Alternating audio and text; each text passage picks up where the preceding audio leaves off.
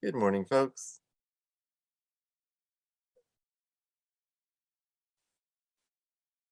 Hi, Amber. Good morning, Bob. Hello, James. Hello, Jane. Hello, Jennifer. Hello, Mark. Hi, Michael. Good morning. So while we gather here, Michael and I were celebrating we just celebrated our 10th anniversary this last year. I started in 2011, and um, the business's name, Redwood Energy, comes from the activism that we both have always participated in since we moved here. Both of us arrived in the late 1990s to Arcata. Both of us going to HSU. Um, so at that time, there was a lot of activism around trying to preserve old growth redwood forests, uh, large marches, large protests, um, whole communities essentially financed, legal teams financed ground support, and the Earth First movement, which started in this demonstration house up on campus called Campus Center for Appropriate Technology, where the organization was co-founded in 1986. I was affiliated with the Campus Center for Appropriate Technology also as a volunteer, so it was all working out pretty well. When I arrived here about 1995, being involved in various ways to try to organize from every direction, including the practical science perspective. How could we go about managing forest lands differently? Like I got to study fire ecology back in the day, and I think it's becoming much more relevant now to understand winter burning and ways that we could support healthier forests while also supporting timber production. So anyway, this fabulous organization, Campus Center for Appropriate Technology, a fabulous outshoot of it, Earth First Humboldt, um, then had an activist named Julia Butterfly show up, and she climbed this tree, and she stayed in it longer than anyone had ever stayed in a tree before around here, particularly because it's up on the top of a ridge. And the winds in the wintertime can be like 100, 125 miles per hour, just howling through stream valleys and river valleys. So really intense shaking of the tree. Pacific Lumber Company staff tried to blow her off her tree with a helicopter. They tried to shoot her down. They shot bullets up. The they played loud music for days underneath the tree, barking dogs, all the rest of it. And in the middle of all that, there was this teams of 5 to 20 people who would run in, play cat and mouse with the various staff that were there from Pacific Lumber while delivering her food, batteries for early cell phones, taking her human waste, like really having to do everything. It was gnarly while being chased and doing it with ropes. Well, she lived up there on a platform for more than 2 years, drawing attention to the issues of preserving old growth redwood forest and the core illegality of the logging that was happening, the non-compliance with environmental laws, but it was still happening. A global problem we have to acknowledge all over the planet of illegal cutting of old growth forests to this very moment. So this is really inspiring because her successful effort at stopping the cutting of a particular grove, which was following up on the successful effort of Earth First Humboldt County to get, along with like the Sierra Club and Save the Redwoods League, a whole bunch of community activism coming around as saving a 7,000 acre grove and setting up preservation rules for the 70,000 acres around it. And really for almost all the redwood forests of the North Coast got under sustainable harvest plans as a consequence of the intense activism from 1986 to about 1998, 1999 around old growth forest preservation.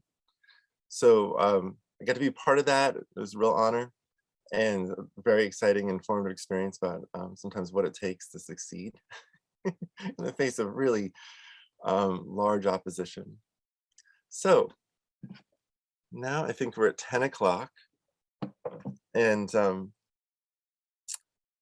I could say one of the things for the last 10 years now, Michael Winkler and myself are leading this small consultancy. We're still like only 8 full-time people, 7 full-time people. Like, so this crew of us, we've been working on trying to prove out what we've seen in lots of studies and in our own projects. We've worked on more than 300 developments, and more than like 160 or 70 of them are completely built out now. So a lot of experience with with trying to steer the ship, showing people really clearly that electrification is less expensive to build, and pairing it with solar power is a less expensive way to get your utilities, and you can feed this into the financing of affordable housing in ways that build more housing. Core. And these lessons that we've learned from affordable housing have been a little revolutionary in California, a state that is the #1 hookup of gas uses state. We are the #1 in the country for doing this, hooking up houses. We have really the most unbalanced economy in terms of gas installations versus electric installations for given appliances. It's really been a long-term effort, and we are a petro state, but really starting in the energy crisis of 2000, 2001, our state, all of our energy codes started pushing so hard to promote gas to preserve our grid, which actually had been corruptly manipulated by Enron and Duke and Reliant. That wasn't actually, we didn't have that bad of a grid problem. We had a deregulation problem. So it's still, the grid is something that has to be worked on to preserve. So nonetheless, here we are doing something heretical in California, something that was, we were inspired, not saying this is nearly as difficult as sitting up in a tree for 2 years, hanging out with Bonnie Raitt and such stars that would come up, Joan Baez and such, to chat with her. So with that, I think I mentioned that I got trained at the Campus Center for Appropriate Technology starting in 1995. I started giving tours there, explaining renewable energy and electrification and biofuels and human, like bicycle power, all of that. And I got to direct it in 1999. I've been very involved over the years in working with the different city student staff, student leaders. It's a really inspiring place. It's the oldest demonstration house in the country since 1978, Carter administration era.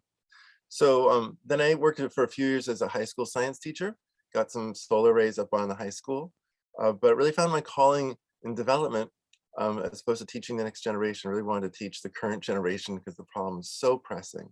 So I went to work to help develop affordable housing with a local development firm, Danco Builders, Danco Group, and the Pacific West Communities partnership with the Pacific Companies, which is a much, much larger affordable housing development firm out of Idaho. So the whole Western United States, they just brought a tremendous amount of sophistication and intellectual capital to the task of designing zero net energy housing. Big scale, good price for negotiating, fantastic engineers. And we got to develop projects like this, which is these gorgeous little homes in Fort Bragg, which was at the time the largest zero net energy single family residential development in the country in 2014, all electric, 100% solar powered. And now we're working on projects like this, which is going to break ground next year, finally. But it's 11 stories tall. It's 500 units. It's family housing. It's low-income senior housing, low-income family housing. It's a hybrid of market and affordable. It's being built in consultation and funded by the local housing authority on some of their land.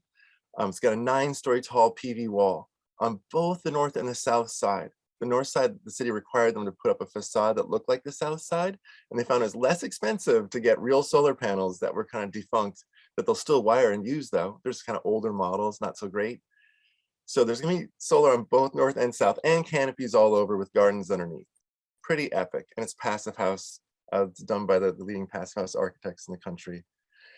And here's my cute little farmhouse, and here's my cute little pigs, which I imported from New Zealand back in 2010. Just before changing careers into being a consultant.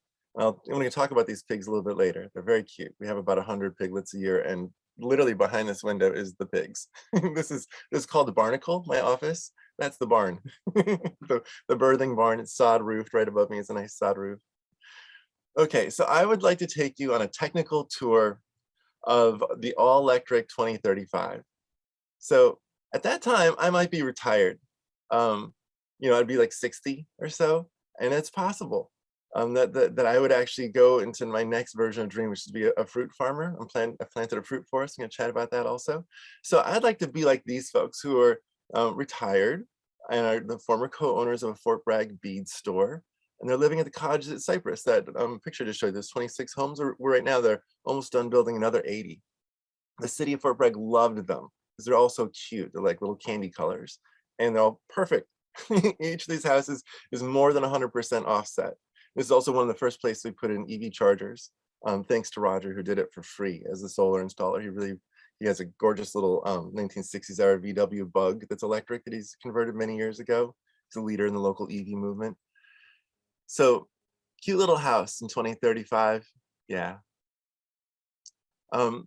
It's gonna look a lot like this on the left, as opposed to this on the right. What we're seeing is that solar is so inexpensive and so high value and so needed in the building itself that, when paired with some cost-effective storage and high and real efficiency, like this, passive house envelope. This also has a canopy on top with gardens underneath and rooftop seating. So this 5-story tall building, 100% offset, lots of EV chargers too, plus all the commercial on the ground floor. These solar panels here, these are called bifacial. You can see through the reflection on the window here. Just note that actually sunlight comes through them. They don't have anything on the back, and the wires and little box that's the inverter. They're all arranged so they're kind of out of the way, and you can sort of see through these. So they're arranged around the windows both for privacy, so that you're like from say belly button down, you're obscured by a solar panel, but the window is still there. And then from above, you can sort of see out into the world. But there's still light coming in through the grid, just like up on the roof, because you can still grow grass and such underneath the solar panels. They let enough sunshine through if you just take the white plastic off. So this, I think, is what 2035 starts to look like for people, new buildings. We'll have a 100% renewable grid. This is in Iceland. Look at this. They've taken the industry of producing electricity off there in the distance that is making electricity for Reykjavik. This is the Blue Lagoon, which is this gorgeous, big, steamy, hot water lagoon from the geothermal vents there that they're making some of the electricity.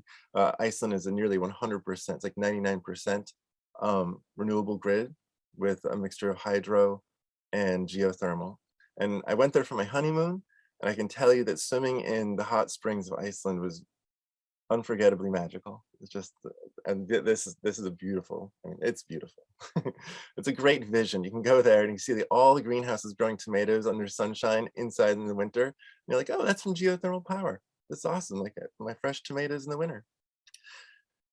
We'll see this in like already seeing it now in the Midwest, which is where it's our wind belt. Soy plus corn plus wind. Wheat plus wind in the Midwest. These windy states, the big open plains. This is where you have both a convergence of Republican governors and so much wind power that the wind is now 25 to 40% of the grid in these states. You see open ocean and wind, like here in Denmark, and we just had, I think Michael here knows better, you can put it in the chat, but New York just approved offshore. I think that we are getting the first offshore being put in off the coast of Cape Cod here in the United States. Offshore wind here in Humboldt County, we've been working on this for years because we have one of the most valuable wind resources in the world. I think this is just fantastic off our coast. I'm out there in the big open Pacific, and we'll be putting out some rather unique ballasted wind turbines because it's just so deep down there. We really can't put them on the ground. They have to be tied down and ballasted. So we'll be supplying a lot of the power that California needs. A big contribution to the West Coast power grid with offshore wind here in Humboldt County. And then we're starting to see this locally, more farms being combined with solar panels, because you can still grow farm vegetables, peppers and tomatoes and etc. underneath solar panel fields. And it's nice for shading you as a worker out there. I mean, heat waves are real and that's not going to stop. So having shade for workers built in that is also making a tremendous amount of energy for maybe the local grid or maybe for some on-site processing facilities. I'll show you a really nice steam heat pump in a moment. This it's really important. Apiaries, you can have the solar panels pretty low and tight and still grow a lot of flowers, and then have your bee farm there. Currents and solar panels here in Germany, lovely example of this farm. Sheep and solar in New York. And then I want to talk a little bit about the farming practices themselves. So I grew up on a farm in Wisconsin. My parents were environmentalists. It's been a passion of mine since I've been a kid, combining farming and environmentalism. And like one of those like not so common organic farmers back in the 70s, raised sort of a back to lander kid. So my spouse and I, we imported pigs from New Zealand. The Maori there, they took some pigs that had been dropped off by probably Chinese whalers based upon the genetics of the pigs and converted them into a completely new breed, really unique in the world. Not only are they tiny and friendly and sweet, which is pigs are pretty dangerous generally. It's only our farm animal that like really will eat you, literally will eat you, poses that much of a threat to your health. Cows will not eat you. They have it all the same attitude. So these are tiny, cute little pigs that are super friendly that the Maori bred that can eat just grass. And unlike um, cattle, sheep, animals with rumens where they have four chambers, four big tanks of microbial activity, unlike them, pigs have just one stomach like us. And so you can feed them, as you're seeing over here in the bottom right-hand corner, we get all the tofu shop locally, the okara, which is like 4% protein. Pigs can take what seems to be not very good food and turn it into bacon, and they do. We have partnered with the pie shop, with Los Bagels, and right, and sometimes with the co-op, but definitely with the tofu shop. They're a terrific resource. You see their tofu, by the way, everywhere from Washington State all the way to Hawaii and the West Coast. Tofu shop is right here in Arcata. So they have one stomach and they don't make farty smells. They're not even stinky. They have such amazing enzyme activity in their stomach. So we imported pigs from New Zealand because I thought this is a real environmental solution for the United States. If people got pigs out of buildings and they were hyper organized around their digestive system not being a polluting digestive system, these have solid poops. They're not diarrhea pigs like so much pigs that are in the sewage lagoons that are underneath, your normal bacon farming out there. Oh my God, it smells, it's so horrible. It's all over in Wisconsin where I grew up. So now there's literally thousands of farmers in the United States farming kune pigs. We've spread the genetics all over the country. There's huge Facebook sites devoted to them because anyone can grow a pig this tiny and sweet. And you can feed it all of your compost. You can feed every single thing into them, eggshells, orange peels, bones, all of it. Pigs are that. So this is a solution where we start talking about regenerative farming, waste diversion, which is, there's a tremendous amount of leadership locally in waste diversion and elsewhere, but it's a big issue of the leakage of methane from our food waste in the United States, and also the cruelty of how we farm pigs. So this is a great solution. You get them out on grass. They're a grass-fed pig. No-till farming, huge amount of CO2 every spring as people rip up the land and plant down new seeds. Being able to go in and mechanically crush and then plant seeds into the landscape, huge reduction in CO2. And now that tractors themselves are electric, John Deere has an electric tractor they sell, battery powered. There's also ones that are on cables. There's robot ones. So, farming is incredibly monotonous when you have to drive at the top. There's other things that these farmers could be doing with their lives besides driving a machine, and should be.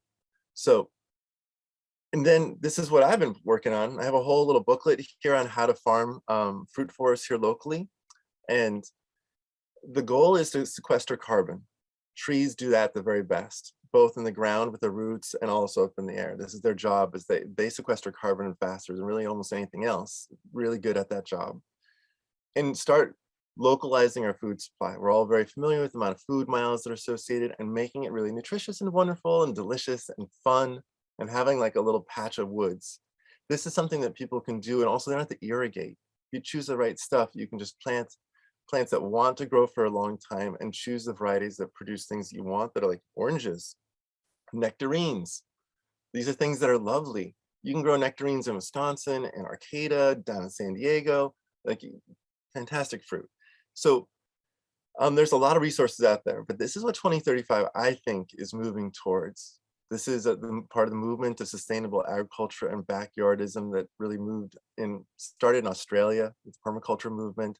Huge leadership in New Zealand. When we went there to pick up the pigs, the leaders of permaculture farmers showed us, oh my God, they had a 10-acre food forest that was the most gorgeous, amazing thing, with potatoes growing in the ground and bush melons. You pick a melon off a bush and you'd open it and eat it. And it was like a watermelon off a bush.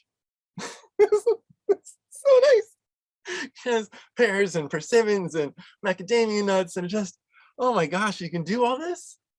So yeah, like the globalization of fruits so that everyone has access to everyone else's varieties and species is new and amazing. that you can order things that come in the mail from Thailand. So if you want to grow some new roots or new beans and such, you can get seeds now. People used to fight wars over. Now we can just order it in the mail. It's the spice wars, look it up. So here, we're gonna have 100% electric industry. This is the largest factory in the United States in terms of like its space. It's Daiken's. Daiken is the largest heat pump manufacturer in the world. And what you're seeing here in this like 100-acre indoor space is this crew that are making Goodman, Amana, and Daiken as the flagship brands. And their products also do get rebranded by others. Those are their 3 brands. We're going to see industrial uses of high temperature of steam and water being replaced with heat pumps. This can go to 350 degrees Fahrenheit. This is a steam heat pump. It's over in Sweden. Fantastic piece of equipment. And there's heat pumps that go to lower temperatures. That means you can sterilize bottles, you can can food, you can do all sorts of things that come with super high temperature steam. You can, California, unfortunately, for the prisons that we keep open, a lot of them are heated with steam. So even reforming the multifamily housing that we call prisons with steam heat pumps instead of steam boilers is going to be a big deal in California, what we can do with our government-owned buildings. Here we have electric kilns, big contributor to climate change in the world, like 6 to 8%. So half of that problem is the firing of natural gas into the limestone. Other half of that essentially is the chemical process of CO2 being released from the limestone, both during the dehydration process and during the rehydration process, when it becomes a new crystalline structure called cement inside of concrete. So lots of electric kilns out there now for concrete. No reason why we shouldn't have more stringent standards on industry, which is a group of people who make a ton of money and have money, as opposed to making all these amazing requirements single family homes and low income housing and tiny units. Not that we shouldn't be doing it there first also, but the idea that industry is getting a fair like free pass. You guys can just right now put as much gas in as you want. This isn't fair or needed or necessary because they have the capacity to switch out their equipment financially faster than most low income Californians do. Here, during that recrystallization process of cement into concrete, with concrete, which is like the aggregate part, you can inject carbon back in. So there's gonna be some of that happens in the world where all these trees around this construction site are doing a way better job of sequestering carbon than this cement, just so you know. But still, you can put CO2 back into concrete, and you should. But really, you should avoid using concrete. So these two, this is on the left-hand side here, this is British Columbia, in the middle, this is, I think, Norway. On the right-hand side, this is being built in Milwaukee, Wisconsin, where I spent my high school years, a little bit of middle school and high school. 25 stories. These are mass timber buildings where you take trees and you turn them into super tall buildings by building them with glued together boards. And the glue itself is actually kind of stronger than the wood. And you can arrange them in engineered, really big masses of wood that are just as strong as concrete. And you can go up, up, up, up, up, up, up. So this is a relatively new practice. It's not been as thoroughly approved in the United States as it has, say, in Canada or Norway, places that have access to the taiga forest of pine. And they're like, hey, this stuff, totally glue this together and build tall buildings. You have to pour concrete. So these are carbon sequestration buildings. I think we're going to see some of the highest energy industry moving to places with readily available renewable energy. So Alcoa, for instance, set up their aluminum smelting here in Iceland. This is their factory, where they had wildly abundant hydroelectricity from the melting of the glaciers. There's just huge amounts of rain that fall in Iceland as a consequence of being an island out in the middle of the ocean with big mountains in it. So captures the rain.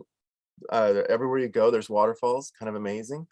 And so that's what we're going to see more and more, is that really energy rich countries can take on some of the most difficult high energy tasks like smelting aluminum.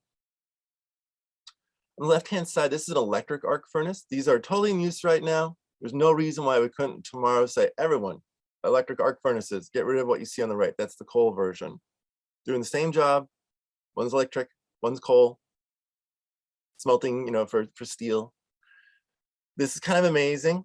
Fresh news just from a few days ago. Tesla, their factory in Fremont, is the most productive factory in the United States, period. And they've been producing through the COVID crisis better than any of the ICE vehicles, and for a number of different reasons, both because they have the ability to do their own software on the chips, where most of the big fossil fuel companies have not converted their cars completely over, or if they have, they haven't retained their own software engineers. So that's one part of it. The other part is, of course, extensive use of robots, devotion to efficiency as you'd expect, and the simplicity of putting together a battery with wheels and a shell on it versus all the moving parts and hoses and tubes and valves and controls and et cetera that go into an internal combustion engine. Just simpler. You can be a lot more productive this way. This is where everyone knows electric vehicles are not just like the future. They're right now. They're the hottest growing product. They are the ones that are taking over the sedan market, et cetera, and trucks. The most valuable companies now are electric, of course. And this is where we started. Les jamais contents.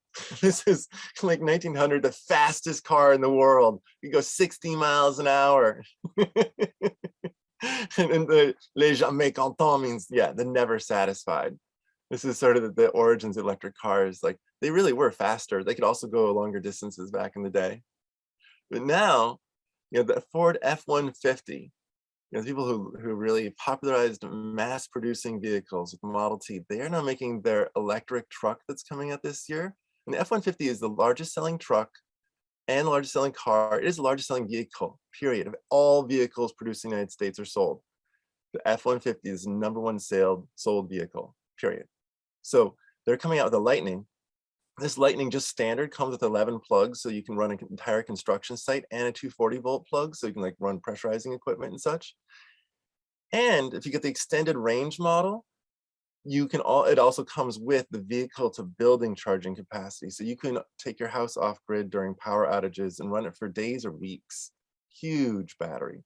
And you can imagine driving a ways, charging it up where there's some power, like people do around here. They charge up their electric vehicles at the microgrid in Blue Lake nearby during our planned power outages. And then they go home with their electric vehicle here in Humboldt County now. Like, I have a friend who's doing that, and then keeps his freezer going off of his Nissan Leaf. Well, this has a huge battery compared to the Nissan Leaf, 5, 6, 7 times larger. They're being a little cagey about how big. So this is not just like the wave of the future. It's like this year, all of the VW electric vehicles being sold have vehicle to building capacity in it. Just like all the Teslas do now. They just haven't released the software, but you can open it up and reverse engineer all the hardware and go, oh, look, this can do vehicle to building. This can charge your house. This can offset my energy during grid maximum hours in the evening. This can actually sell electricity into the grid during the most expensive / profitable hours of time of use energy. And I can make a real dent in my utility bill with this because it's so valuable for a relatively small amount of electricity I'm contributing. So this is coming out because it's been available in lots of other countries, starting with Nissan Leafs in 2011 in Japan, after 1/3 of the power plants shut down after the Fukushima disaster. They shut down all the nuclear power plants, and the whole country is struggling with energy shortages. Nissan at that time started letting people use their vehicles and maintain the warranty to charge their house in the evening. I just wanted to show this, check that out. That's now. So 2035, this has got an AI chauffeur, artificial intelligence. There's no one in the front seat listening to your conversations or otherwise. And comes with luggage pull out that's sort of right behind the front wheels. Pretty gorgeous vehicle. Get in the back and it's all to yourself. This is now, so it's definitely 2035. All electric jet skis. They're made by Tega, who also makes these really nice snowmobiles. You can take these snowmobiles so fast that they can run on water. I've seen it in someone demonstrate in Florida, because Florida, taking their snowmobile over the water. Yeah, this snowmobile is so fast, it's as fast as a Tesla. Literally goes 0 to 60 in just under 3 seconds. The two of them can race next to each other, this electric snowmobile. So it's a lot of fun. Growing up in Wisconsin, a lot of people did snowmobiles. My dad always, told me the story about the person who lost their head going through a barbed wire fence on a snowmobile. And I was like, I will never, ever get on a snowmobile, thank you. But they look awesome. Hunting, big part of growing up in rural Wisconsin is my neighbors hunting, and totally wonderful, respectable people. Because there were no wolves in Wisconsin, it's necessary because the deer would starve to death regularly, go through famine. So hunting was a part of maintaining the herd as a predator.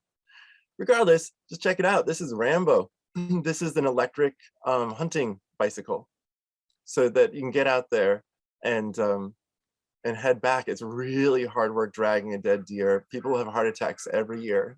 Deer take out the hunters. Check out this Airstream electric camper. It comes with the battery assist. So it's powering the Tesla that's pulling it.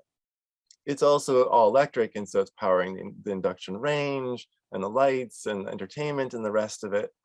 But it is also helping the car get up the mountain. Here we have Lion electric buses. Louis is going to speak on these later. But I mean, gosh, getting on the school bus, both terrifying and delightful. Like, delightful to share my sticker collection, scary because of the bullies that like trip you as you're walking into the back. And these electric school buses are epic. They can also help power the school during power outages, turning them into resiliency hubs. Here you have your battery and electric grid supported trains. So these are being installed now in Germany. Idea is that the train can go off grid when there isn't electrical supply nearby, head up a mountain, come back down the mountain, plug back into the wires above, get charged back up, keep on moving. So this is like a battery hybrid, plug-in battery hybrid train. Really quiet, beautiful, of course, inside, super clean. Nikola is just finally delivering its semis. It's the first to the market, it seems, with the electric semi. Lots of people have a trial one. They've actually delivered a couple of them now. So these are relatively short distance semis, like 350-mile or so. But this is the first generation. And there's a lot of work that's a relatively short haul, 350-mile. Just like there's a lot of flights that are 350 miles. Talk about it in a second.